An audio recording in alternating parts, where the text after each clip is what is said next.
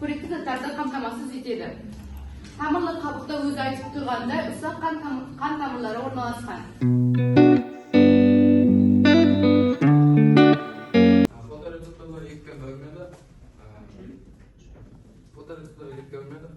Аяқша және құтыша болып, құтышалар түрлі түстерді қабылдаса, таяқшалар тек ақ және қара түстерді ғана қабылдайды. Көруге мүмкіндік береді. Таяқшалар мен құтышалар сәулелік нет импульске айналдырып, көру жолы арқылы көру орталығына апарады. Көру орталығы мидың шүйде бөлімінде орналасқан.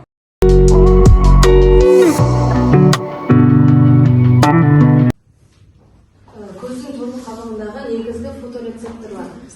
Фоторецепторларда бізде құтышалар мен таяқшалар болып екіге бөлінеді. Олар құтышаларда түрлі түстерді қабылданса, таяқшаларда тек ақ-қара түстер ғана қабылданады. Дальтонизмге ұшыраған адамдарда көбінесе құтышалар дұрыс жұмыс жасамауы мүмкін.